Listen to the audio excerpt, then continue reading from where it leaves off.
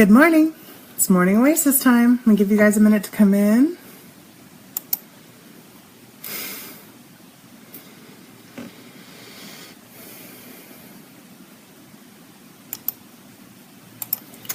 Let's see, I'm going to close out that, turn off that. Hello. People are just waking up in some places. People are just going to bed in others. Let's see, I have, where's my, there it is. So I have a few announcements. Good morning, Teresa. Let's see, tomorrow I'm going to be on a radio program called the station is the New 72. And good morning, Jessie. And the program is hosted by two women, Teresa and Debbie, who follow me, and who Teresa I work with at the Intuitive Gallery. She's a rune reader. She's a very interesting lady. So there's that. And apparently the way that show works is it's through Zoom, through Facebook Live. So kind of like this program, you guys can join in and you guys can ask questions. Yeah, so if you have questions that you've always wanted to ask me about myself or my life, you can do that. Oh, wait, I'm not done with this yet.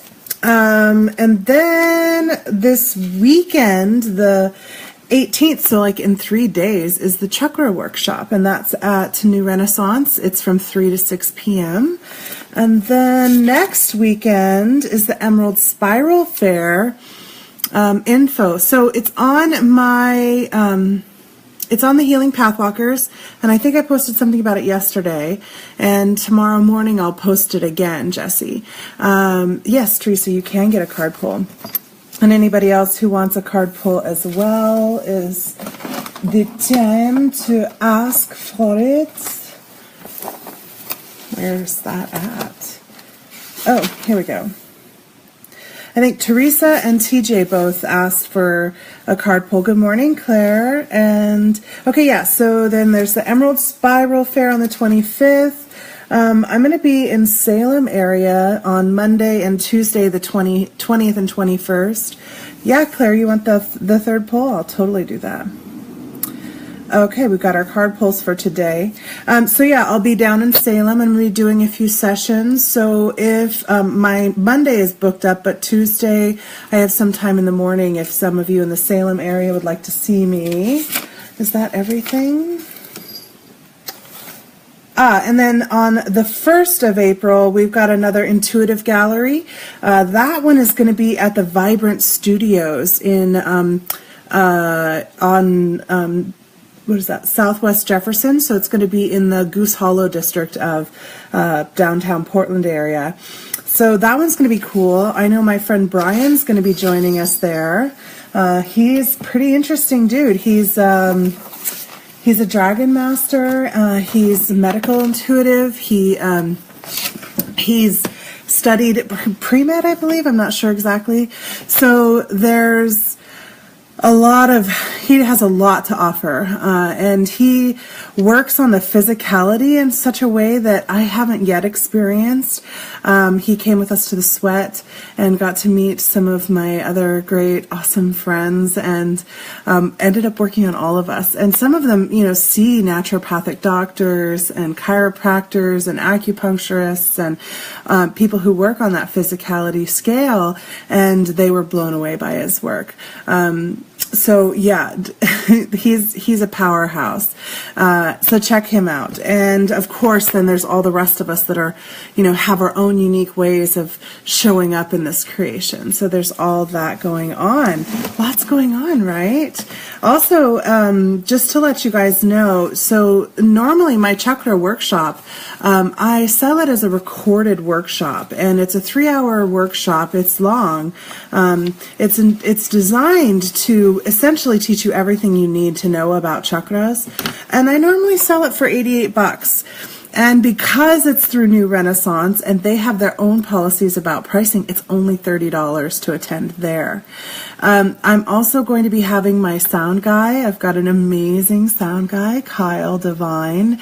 He's a music producer, music engineer. He's just quite amazing. He's going to be there recording the workshop. And we're going to have a whole new recorded version of the workshop coming out, updated and made for our current era where we're at right now.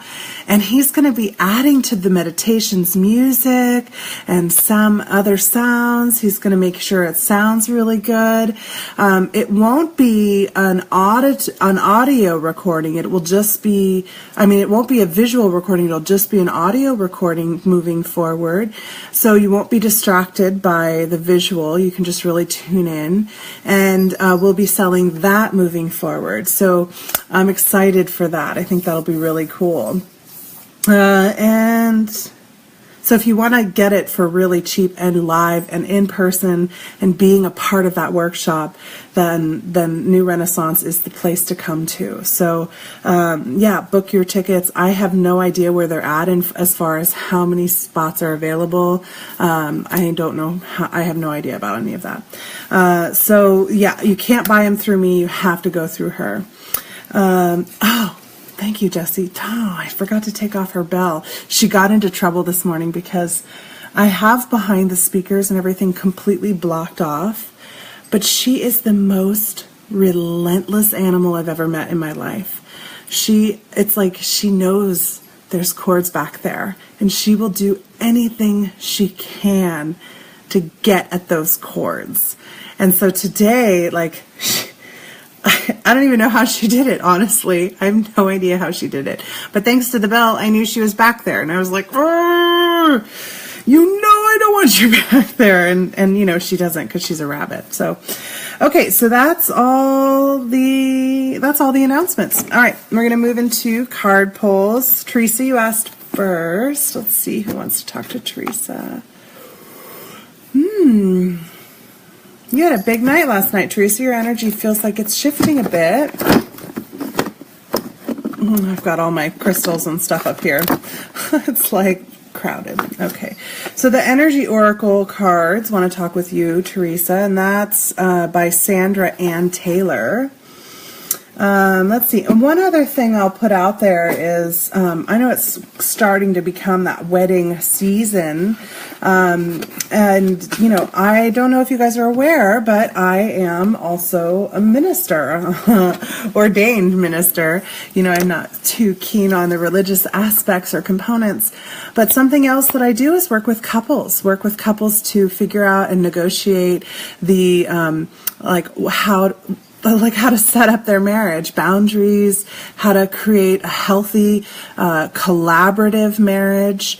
I do session work with couples, help figure out where the kinks are, where the concerns are, and I perform weddings. So that's something that you guys can also keep in your back pocket if you're in the process or looking forward to.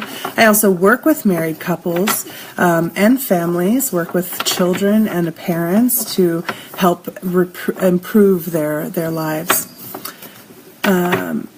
Sue, the third spot already got filled, but I can put you down for tomorrow morning. Let's see. I will write that down. Tomorrow's the 16th. And anybody else who'd like to get their card pulls for tomorrow. Tomorrow is Thursday, so it's not yet Q&A Friday. Okay, so first, Teresa. Patience. Patience is what you got. When patience comes up, it's card 16. Patience is this, it's a reminder that all things are coming as they're due in their perfect time. Everything already is perfect. It already is in alignment.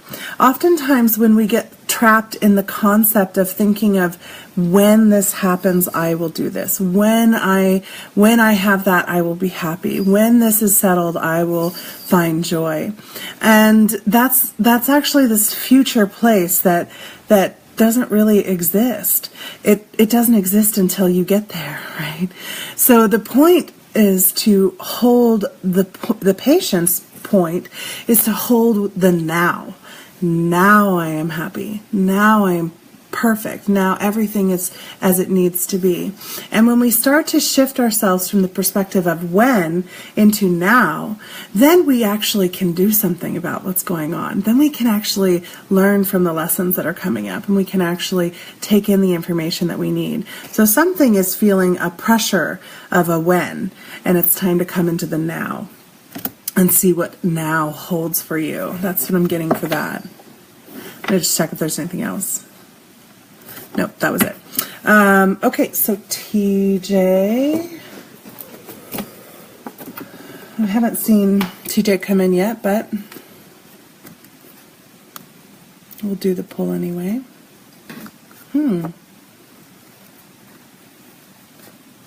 Oh, that's really interesting. Okay. I was like, what, none of my cards want to talk?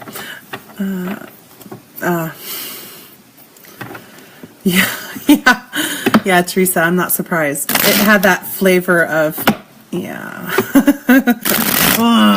I know, patience is one of those things I can struggle with at points. My husband, when we first got married, he used to say I had infinite patience, and it was really just that he hadn't learned to tune into what my impatience felt like. I don't know if you guys are seeing this, but there's something floating above me. Keeps kind of going up through the corner, up over there. I had a lot of visitors here last night. It was an interesting night last night. I went to bed with, I always listen to my guides, and they're pretty communicative with me. And sometimes when I go to sleep at night, I'm told I need to hold a stone of some sort. So last night, I was told to hold my kyanite piece of kyanite, and this is a rattlesnake or a snakeskin agate.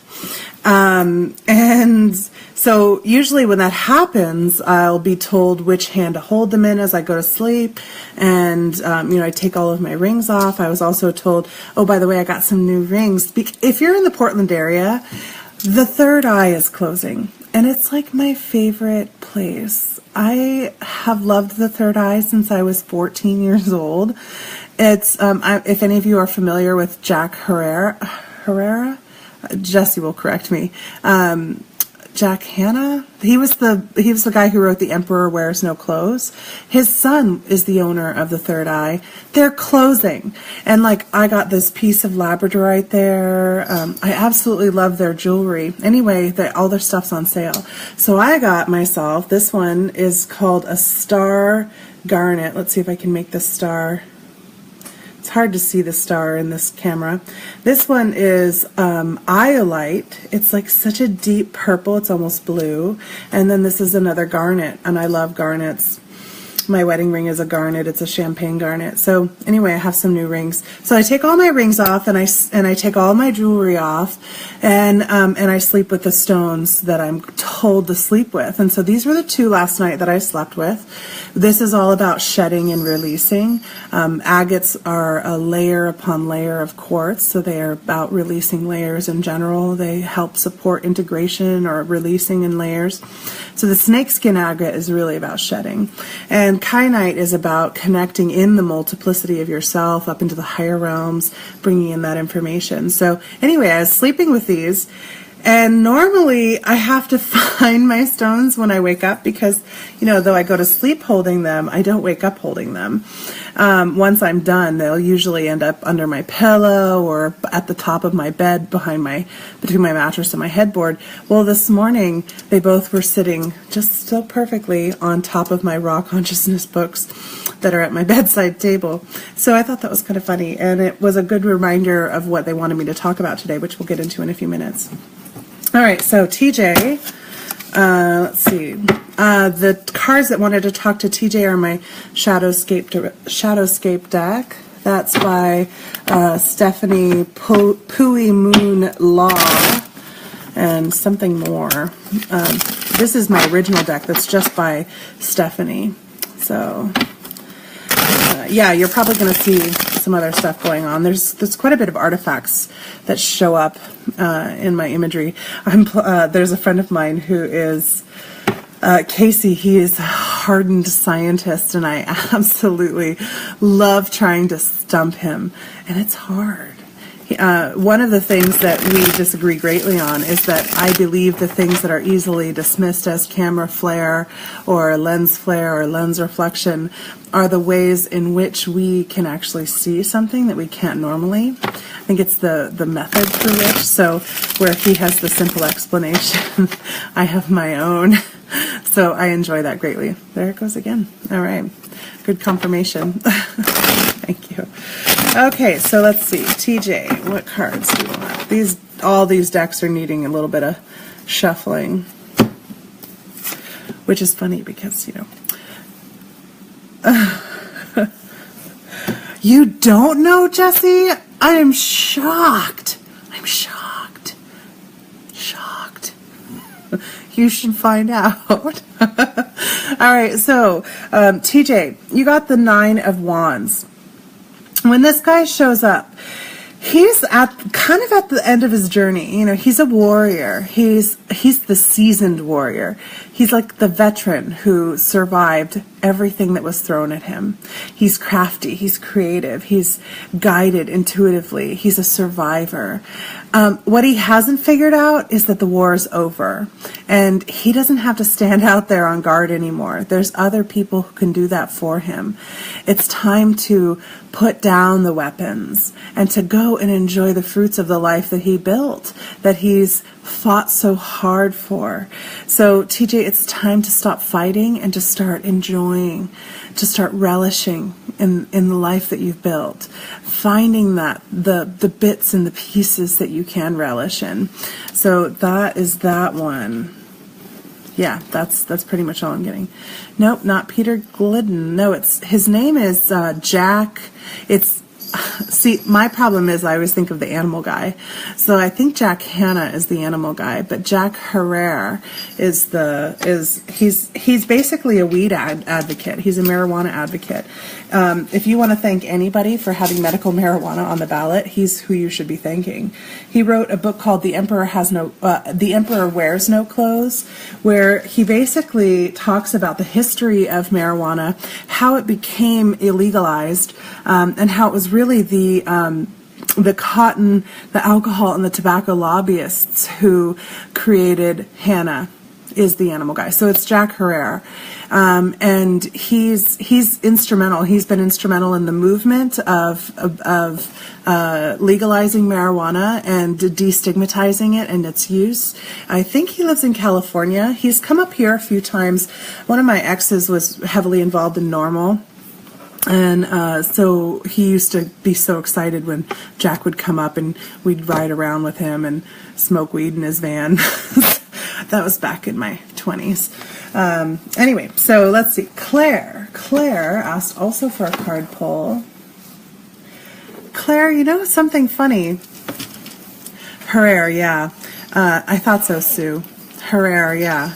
Okay, so I'm hearing Claire, that they want me to give you a stone pull instead of a card pull, which I don't normally do, but apparently it's what you need. Yeah, strongly. So I have this. Oh, those don't belong in their earrings. My earrings are in there from when I was on my trip. So I have this bag.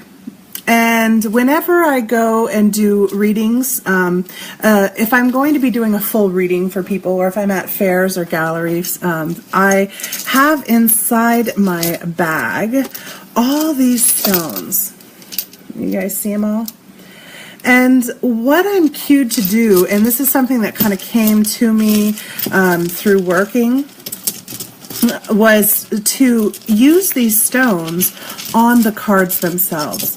So when I do readings, the stones tell me where they want to go. So let's say, for instance, with the last card that we pulled, learning how to release the warrior, I would probably use this snakeskin agate, because that helps to shed off that idea. And I also might use this apophyllite to help bring in a new way of thinking and feeling, or maybe some fluorite, or, it would just depend. So I have all kinds of stones in here, including, I even have a pendulum that I hardly use anymore. This is a opalite pendulum. Pendulums are really, really responsive to me. So even if I'm not thinking about anything, they're pretty responsive to me. I have to be careful because they can get swinging pretty fast. So Hannah was wrong. It's Jack Hannah. Is it Jack Hannah? Yeah, I don't know. Okay, so Claire, I'm just gonna... interesting. I'm just gonna feel it for a minute, what it wants me to share with you. Oh, it wants me to pull one other.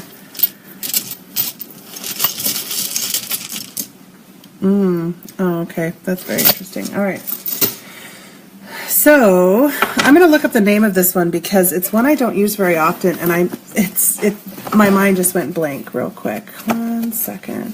The first one that it wanted me to pull was, this is called Rainbow Obsidian. Let's see if I can, there was that flash again. Let's see if I can get the rainbow effect. Let's see, can you see it? It's kind of, this one is almost a silver sheen, but it's Rainbow Obsidian. There we go. There's some of that rainbow in there. When you're holding it, obsidian is a very powerful grounding stone. It's made in the fires of the earth, and it is all about reconnecting you into your makeup, into your internal realm makeup. And I'm gonna look this up because it's not telling me exactly what it wants me to say, which is probably hilarious because I don't think I'm going to be able to find it in here. Here we go. Rainbow Obsidian. Heartbreak, compassion, strength, digestion, anything that's hard to accept. Detoxification, blockages, hardened arteries. Rainbow Obsidian is one of the gentler obsidians. Now, I use a lot of Mahogany Obsidian. I keep it right next to me at my desk. I have it kind of all over. I collect it when I'm out hiking. There's a lot of places that I go to collect it. But it's also about cutting the cords of old love. Okay. It can be worn as a pendant, but it absorbs negative energy, draws stress out of the body. So this stone can facilitate also past life healing, helping you gain insight into what you're doing, where you're at right now. And it's a very, very powerful healing stone. And it's definitely calling for you right now. The other one, it's hilarious. I can't remember the name of it. It's just not, normally this is one I use a lot, and it's just not coming to me. This one is a stone, it's green and black. So again, it's about the heart chakra and grounding into your heart. I believe, I want to say zoisite, but I know it's not that. Zoite? Oh, it's driving me crazy not getting that name. Thank you, Jessie. I will let you know. You can look up the name of this stone. That's what you can do. This one is really supportive in learning a new way with the heart, in learning a new way of relating to each other. So it looks like it's time to allow the earth, the rainbow obsidian, which I'm just going to put these up close so you can just kind of tune in. Go ahead and tune into both of these. Zeolite. Thank you. Thank you, Andrea. It's driving me crazy.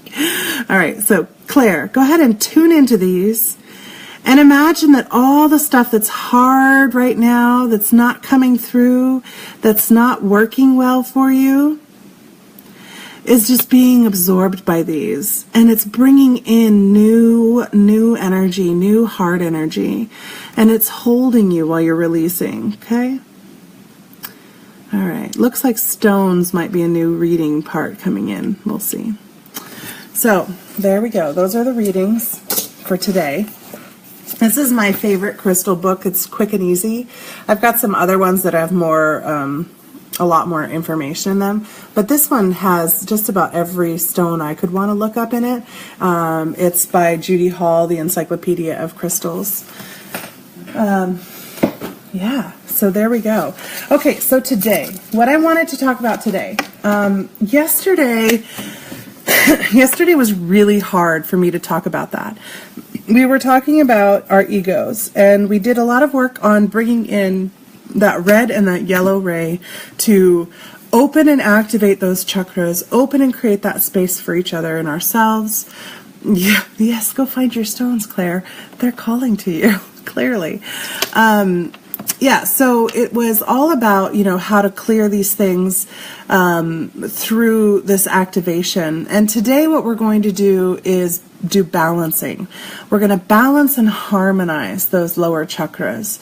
That is actually more important than having them activated. However, it felt strongly like this was the order they wanted me to go in. In fact, when I picked up my books to read last night, the only sentence that they would let me read out of the book was about harmonization of the chakras. See? It's already starting. So what I feel like I didn't impress upon enough is this concept of, see, again, it's getting, there's this block that's there. So why did it drive you away yesterday?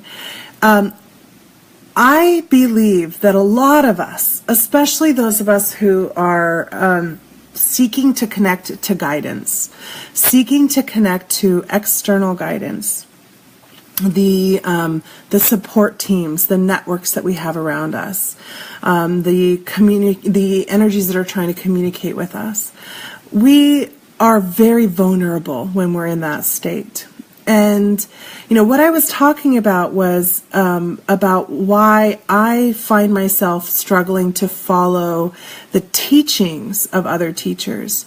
At the same day that Vashta was writing, one of my good friends was writing about why are we practicing stuff that's thousands of years old when we're in a new age, in a new era, a new place.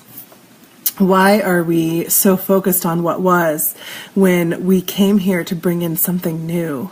And why are we listening and seeking information from all these externals when what we're here to do is to bring in what we came in to bring in? And how do we honor and stand fully in the finite piece of the infinite creation that we as individuals represent? And at what point do we seek guidance from outside of ourselves? So, and what was coming to me as I was talking yesterday is, well, like, why would anybody even listen to me then? Why are you listening to me when it's all inside of you, everything that you need to know? So that's like this, it's this challenge that we all have to kind of face. Now, I think that those of us who are here embodied right now, that are doing the teachings, that are standing forward, that are serving as examples, that are bringing in the information, we are part of the current collective. And my dream, my goal, the whole point of my classes, the whole point of everything that I teach is to get you in touch with your own internal guidance, to get you using your own internal guidance systems. I don't want you to work like me. I don't want you to tune in like me. I don't want you to think like me, because you can't. You will always struggle. You will always fight with being yourself if you're trying to be somebody else. And that was what I was really trying to get at. And so, yeah, the teachers that are out there, like, they're on their own journey, just like me.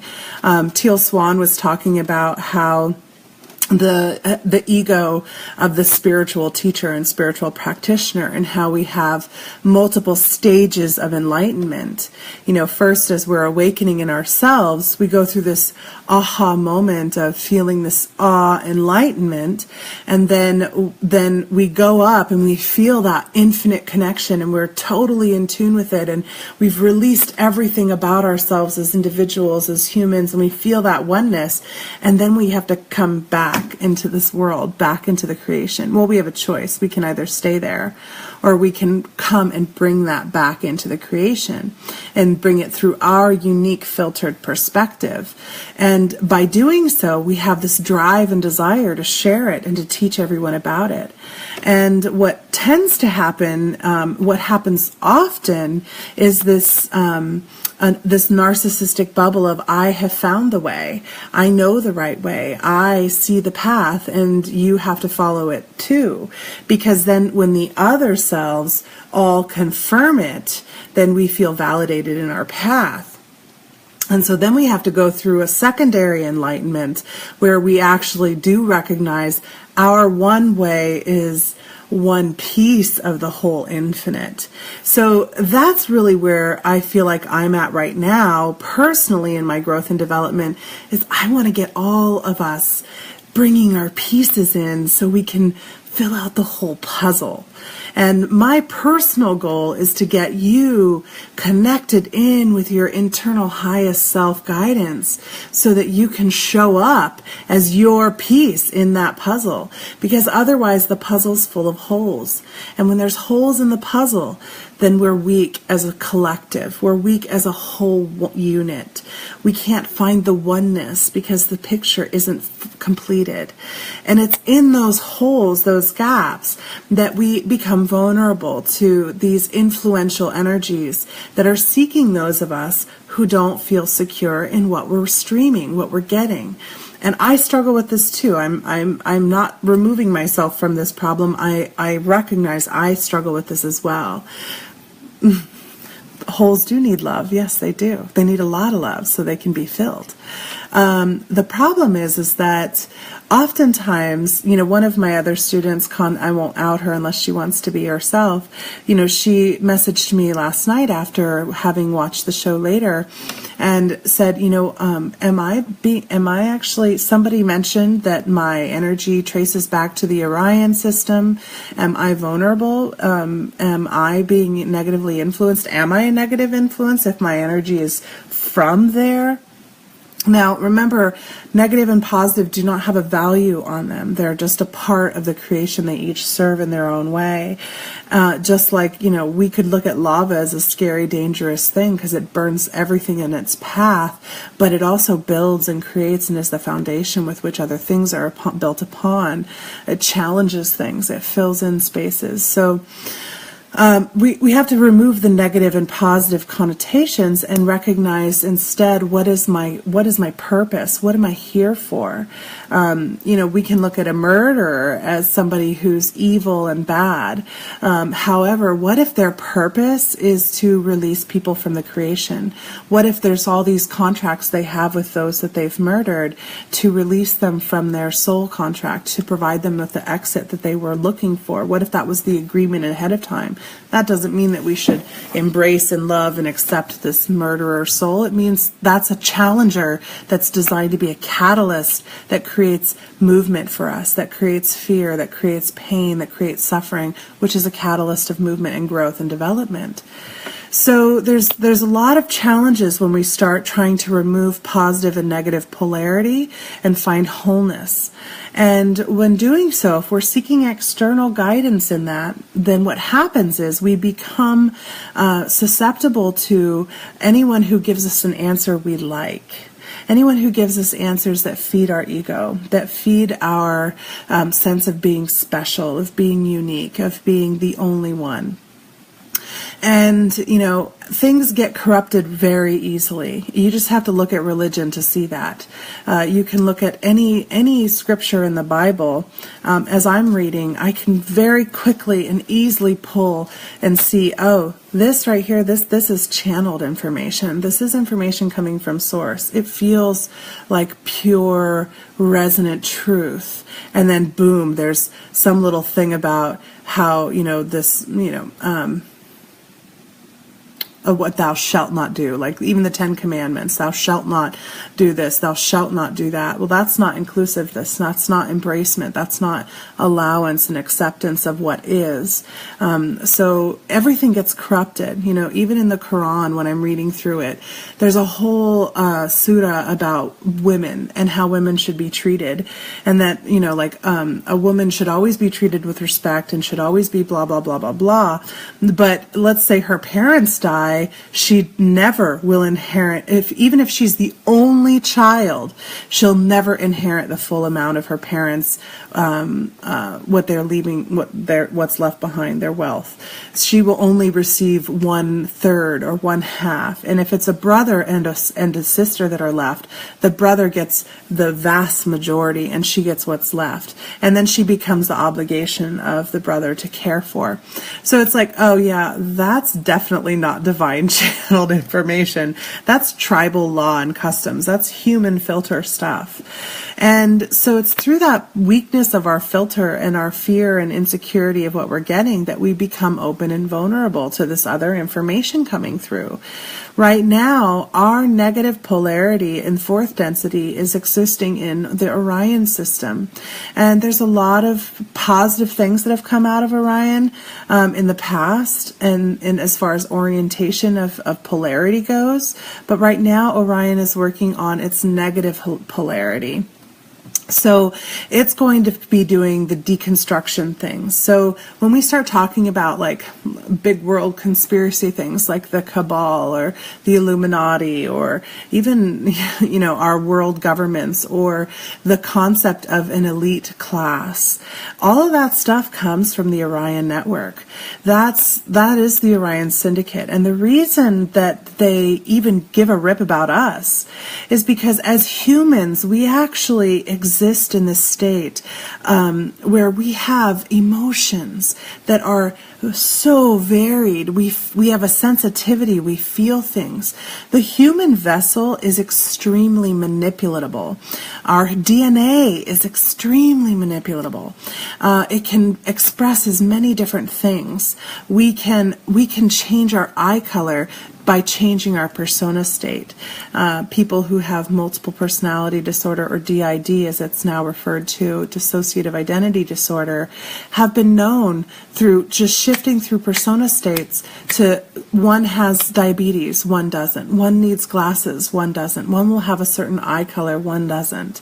All kinds of expressions. Blood pressures will change. So the human vessel is a powerful, powerful tuning vessel. And it's unlike the other vessels and other expressions. We're unique just like they're unique. So when you get into like the reptilians take much longer to change, shift, and adjust. They're not as responsive. So they love our extreme emotions and our fear. Fear is like, we're just radiating energy. When you're afraid, you actually are radiating this energy off of you, and it's like food to them. So we feed them, and that's why we have those concepts of like demons feeding on our fear, or, all of those things. That's where all that stuff comes from. So my whole point is, when you're seeking external guidance, external information, this is why I teach the compass tool, and it's why it's the foundation of my life mastery class. It's why I bring it up over and over and over in this show. And If you don't want to use it, you don't have to, Jesse. You are welcome to have your own ways of doing so. So far for myself, even when I feel I'm lost and confused, or when I feel even positively sure about something that's coming through, my compass is what gives me the right answer, actually.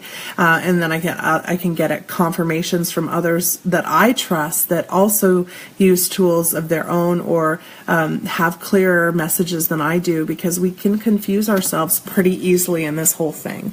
We have whole belief systems that are at play to keep us in the dark and to keep us learning a lesson until we really get it. So the compass is the tool that I have personally found that helps me navigate the best. So what I was telling my student, she's in the Life Mastery Series class, is to use her compass tool. And we asked, first of all, do you actually originate from Orion?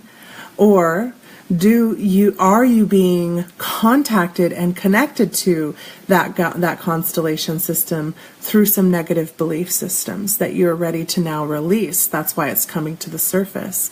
You're no longer needing that type of negative polarity catalyst to shift and change and come more into unity consciousness.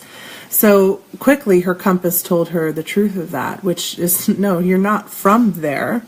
Yes, you're being connected to there, and most of us are.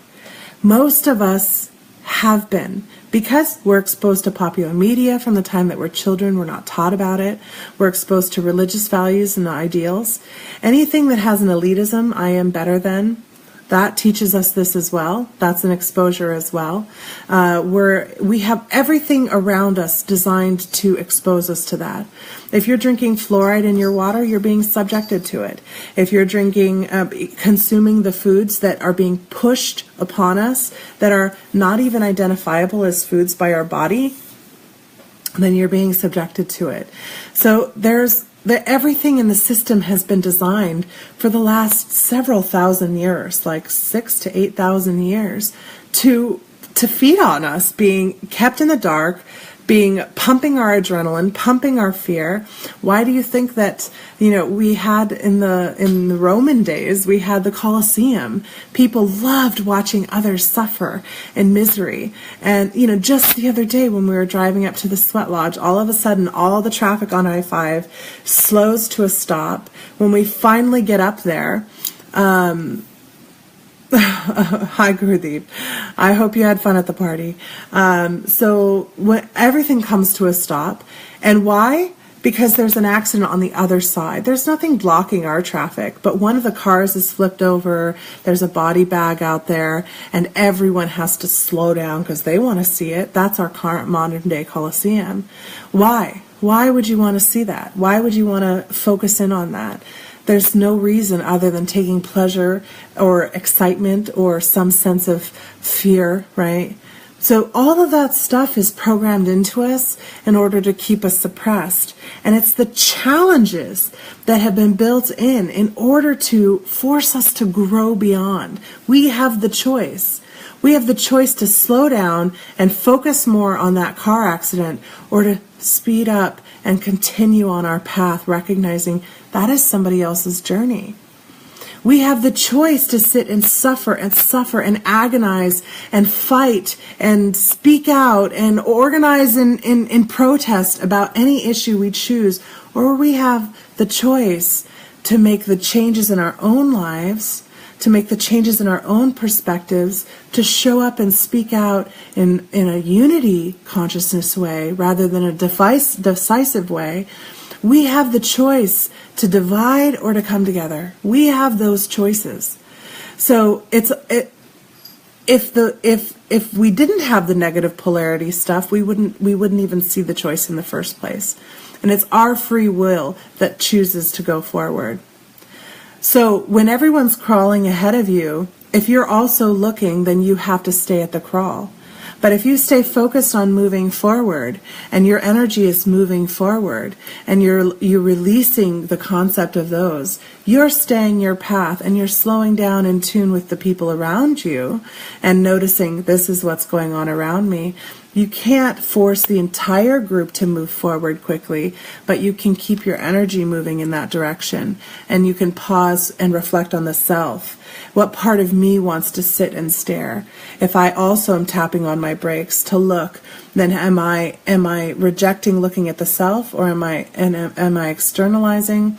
What I do when I find that happening as I visualize the whole group and all of us facing the fear of our own death, the fear of our own passing. I also personally look to see if there's anything I'm supposed to support those who've passed, those who are injured.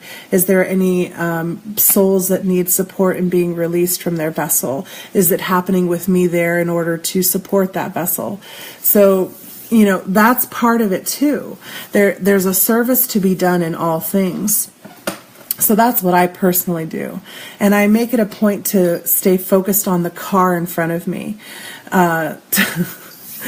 Yeah, you thought you were being a smart ass, but you were serving. So for me, I stay focused on what are the vehicles in front of me doing, because most car accidents, there's always fender benders that occur at those instances because people are so focused on this other thing. So I ensure I'm not a part of that problem. I ensure I'm staying focused on moving forward. I ensure I'm staying focused on my path, while connecting with love and support and helping release them as much as possible to move them forward. So, that's kind of what I was trying to talk about yesterday. Now, today we're going to, our meditation, I'm going to jump into the meditation. I felt like yesterday when I was trying to share that, it was just getting so jumbled and convoluted in my head. So I needed to readdress those things. It really was bothering me. Thank you for bearing with me. So today we're going to do our meditation on harmonizing and balancing those lower 3 chakras that we worked on activating and bringing in the rays for yesterday. Okay? So go ahead and get comfortable. Find yourself seated or laying comfortably. I'm going to take a sip of my coffee.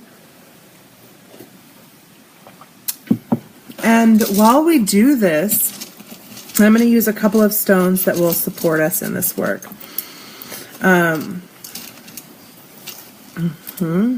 Yeah. So the stones that I'm going to use are root chakra up through sacral, up through solar plex chakra. So we've got some red tiger eye. We have, this is, God, my brain today, citrine, which is a quartz, orange quartz, and a yellow agate, which is, a honey agate. And I was called to pull out my dragon's tooth, which is another type of agate. So these stones are going to be supporting us. They're really good for harmonizing, cleaning, clearing, releasing. Now I want you to go ahead and begin your grounding practice, your grounding exercise.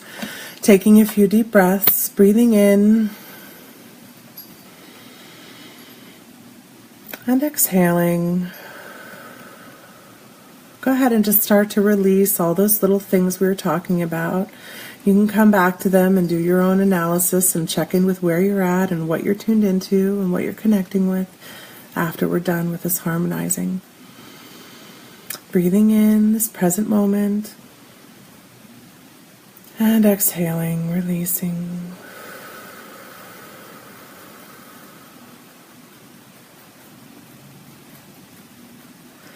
Breathing in, present moment, present awareness.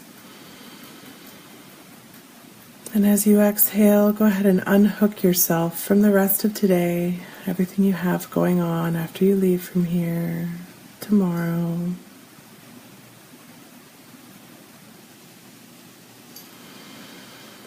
Breathing in even deeper, present moment, present awareness.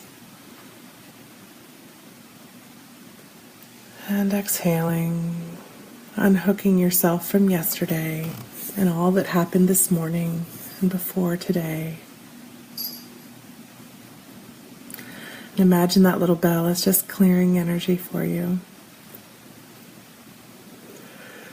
Breathing in, present moment, present awareness.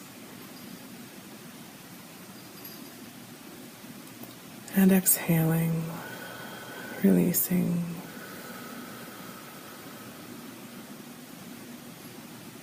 Unhooking yourself from the expectations of yourself or that you believe others hold for you.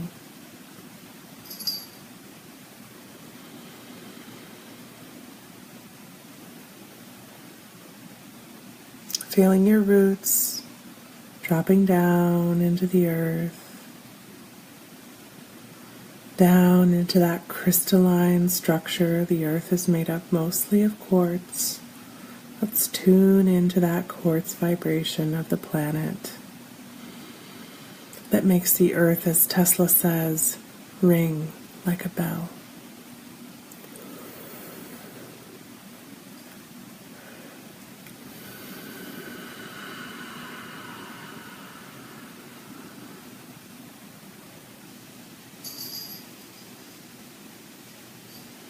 Bringing that red, deep, rich earth energy up through the vessel, all the way up. I'm not going to guide you in that. I want you to do it on your own until you feel it at the crown. And I'll wait for you.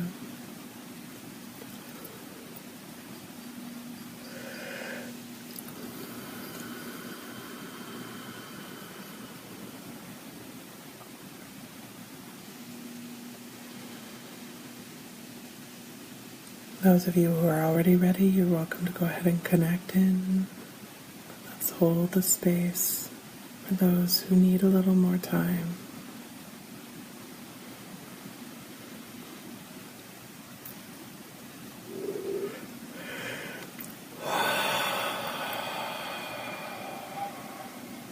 Good.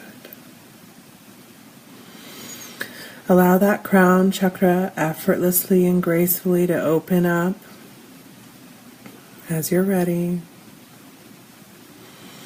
projecting your consciousness, Gaia's energy and frequency, up into source consciousness, into the infinite creation consciousness.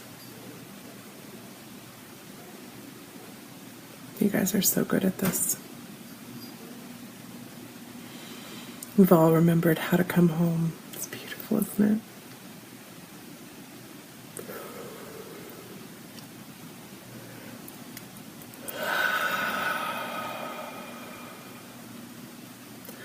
Let's bring that source consciousness and frequency down through the vessel, through all the cells and all the spaces between.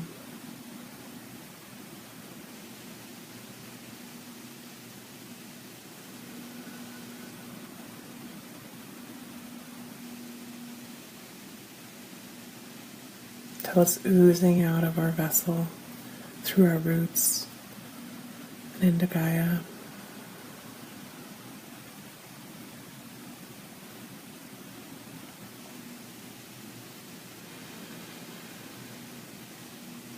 We're going to tune into our compass for a moment, asking our vessel to show us the flush of a yes.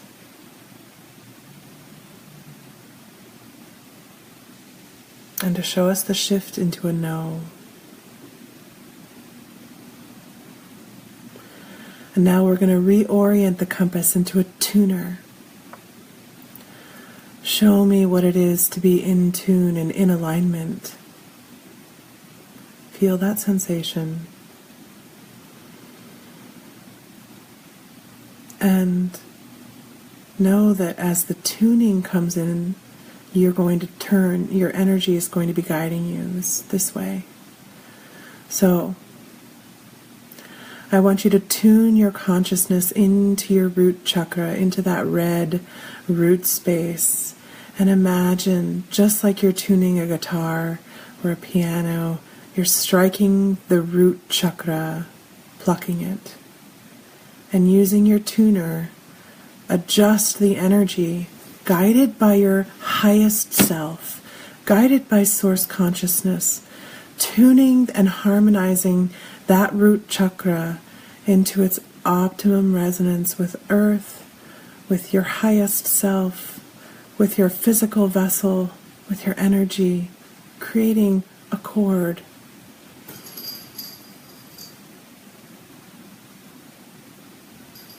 Till you feel your compass or your tuner showing, yes, this is root C in harmony with who you came here to be, with the rest of the creation and that great orchestra.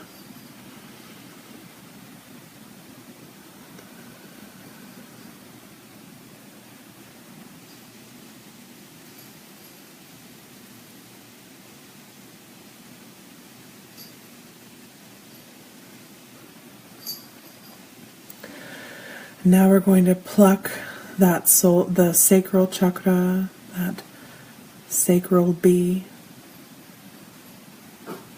tuning and harmonizing it with our root C. Using our tuner to let us know when we're in resonance.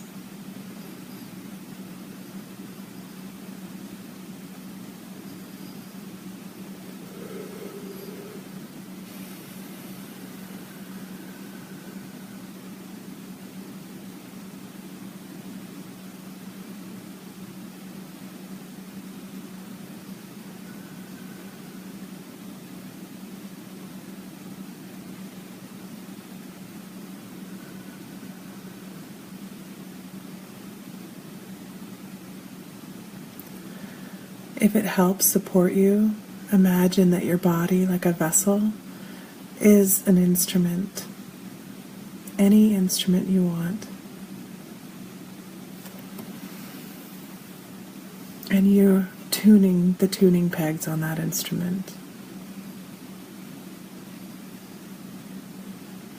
Our imagination is our most powerful tool in energy work.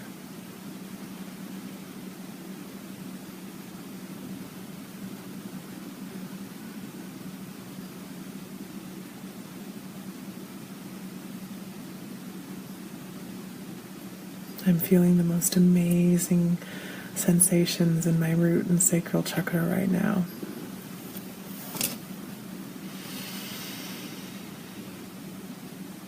Now we're going to go ahead and pluck our A string, our solar plex, and tune into resonance, harmony with our C and our B strings.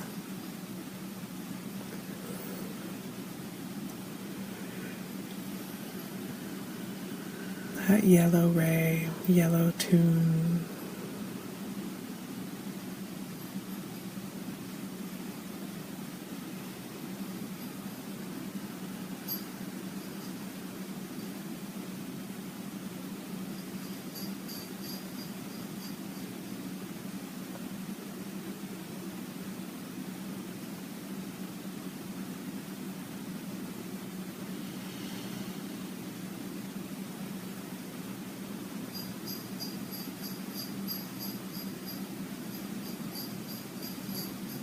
Once you find yourself into that harmonic resonance, we're going to go ahead and pluck our heart chakra.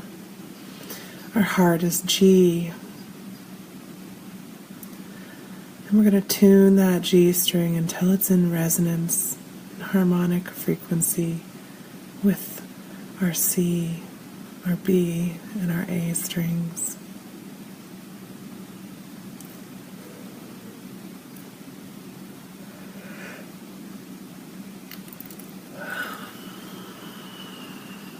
Remember, as things come up, emotions, thoughts, feelings, as we're tuning and harmonizing, these are showing us the ways we come out of frequency, out of alignment, out of tune. Allow them to show us. Don't think about it. Don't want it to change. Just observe it until it no longer needs to be observed. Letting your body, your energy, effortlessly and gracefully guide you.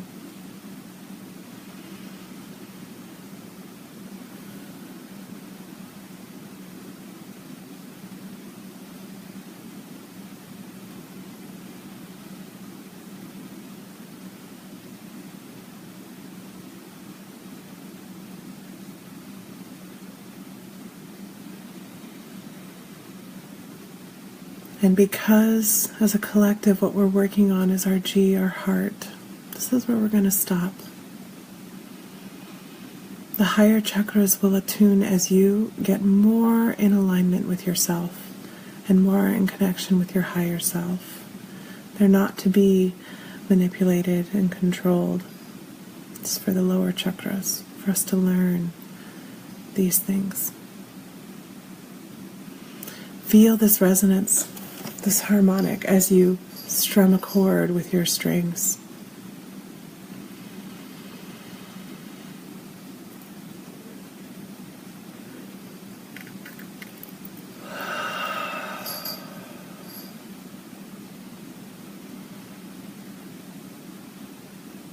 I love you all.